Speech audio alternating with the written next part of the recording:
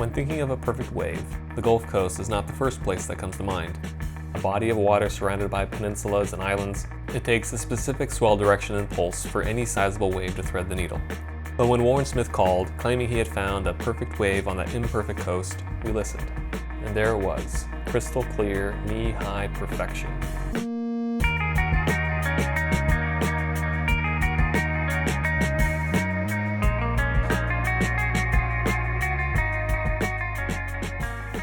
Warren grew up in Panama City, a wave-deficient town that's known more for MTV Spring Break than its surf culture.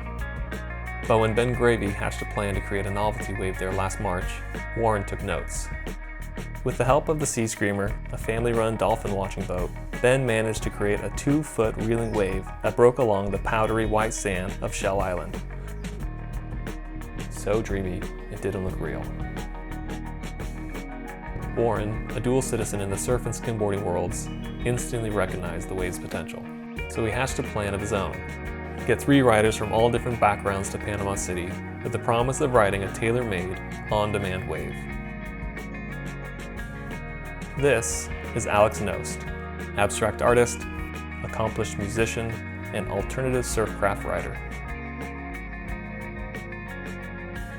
Next, Justin Quintal, world champion longboarder, reluctant karaoke singer, and native Floridian. And of course, 3-time world champion skimboarder and soft top enthusiast, Blair Conklin.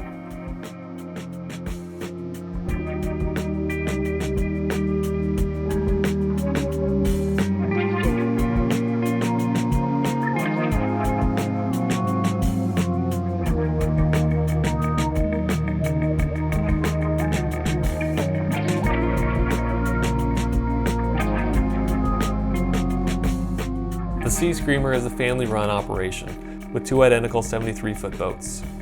Cody, our trusted captain, grew up on these twin vessels, his father Eric having started the business.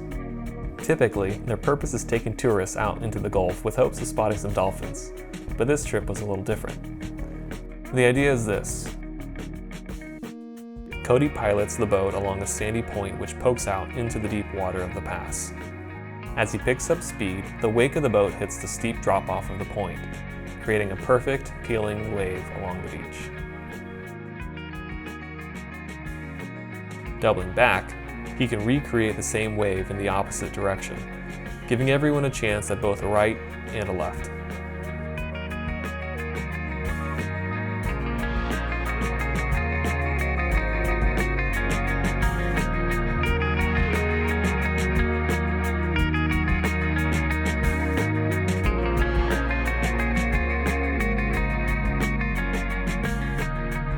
But let's rewind and give you some backstory. Warren and his pal Cole had been in talks of developing a wave pool with the previously unseen endless surf technology. But to pitch a pool with no tangible visuals of what it will look like, it can be hard to get investors to bite. As Warren watched Ben's Sea Screamer video, it dawned on him. What better way to create a proof of concept for the aesthetics of a wave pool than by showing these flawless turquoise waves reeling along an immaculate white sand beach? Frame the boat out, and you've got some of the dreamiest imagery imaginable. Add 3 of the world's most interesting surfers into the mix, and it's a slam dunk.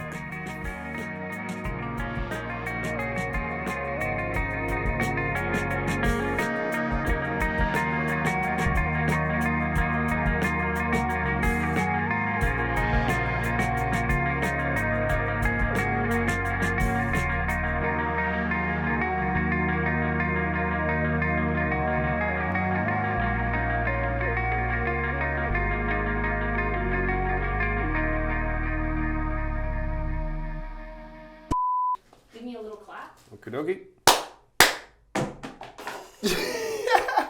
What's up? My name is Blair Conklin. I'm a skimboarder from Laguna Beach that never thought I'd be traveling to Panama City for a wave.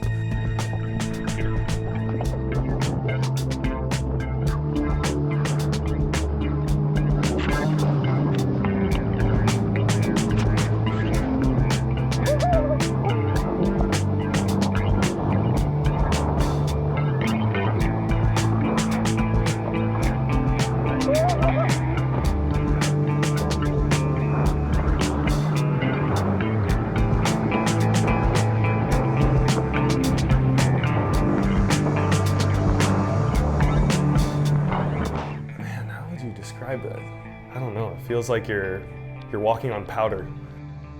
Watching the wave come around the point, all you see is this crystal blue wall. As soon as it hits shallow enough water, it just starts reeling off really fast. Visually, like, it gets you excited. Usually you're riding a wake of a boat and all you have is this 2 feet in front of you. But with this sea screamer and this sand point, it felt like a substantial wave and had all this energy to do turns and multiple maneuvers and a much wider zone to land in and yeah, do what you want to do. It really feels like you're doing snowboarding turns. When you're riding a wave, you're looking down, you can see fish swimming below you and see perfectly to the bottom. It's known as the Emerald Coast for a reason. I think Warren has a respect for skimboarding that a lot of surfers might overlook. He's known in the surf world, has traveled with all of the best surfers. He's friends with Dion, Craig Anderson, the guys that I watched growing up. That's Warren's crew.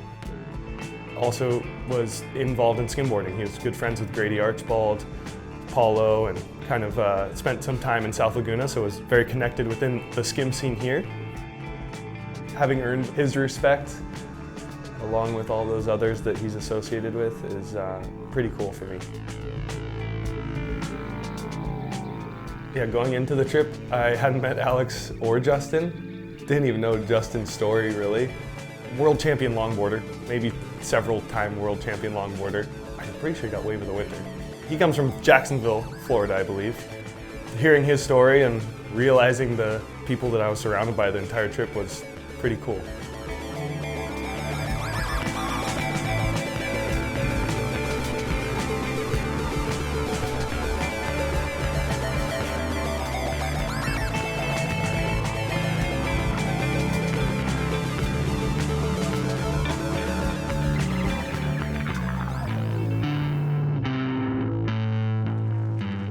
Alex. Man, that guy, he's one of a kind. First impressions of Alex, we get into Panama City, it's like midnight. I'm exhausted from the travel day, ready to go to bed. He's going to the karaoke bar across the street the day before our big shoot day. Really, really talented surfer, and I think he has an appreciation for the weird crafts like a skimboard, or he's super into finless stuff, super into all sorts of alternative surf riding.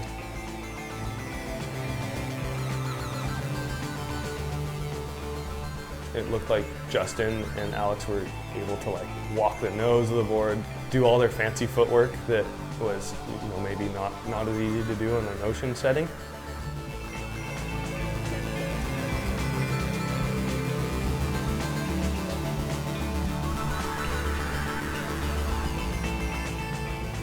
I feel like the moment that I'll never forget is Cody's first pass around the point, being on the back of the boat. We're with everyone who's gonna ride the wave and everyone who's shooting the wave. And we're just watching this first pass by. And we watched a wave barrel along a beautiful sand point for 45 seconds. And the energy on the boat was infectious. Like, everyone got super excited just watching what Cody had created, and just really set the tone for what the rest of the trip was going to be like. I knew right at that moment that it was going to be a blast getting to surf with everyone and just try out something that really has never been done before. Yeah, I was over the moon when I got the invite to do that.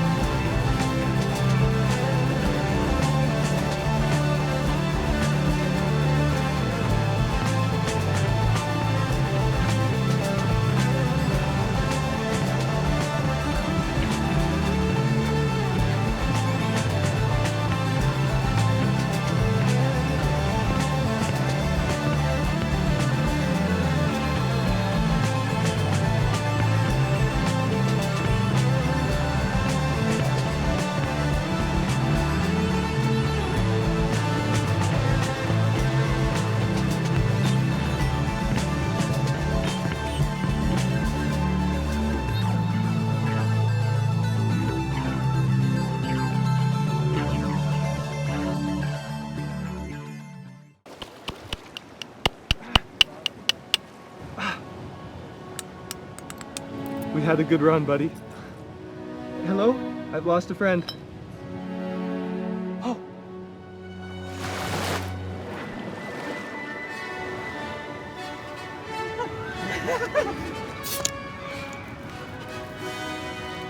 It's a shoe with a bottle opener on the bottom. Cheers.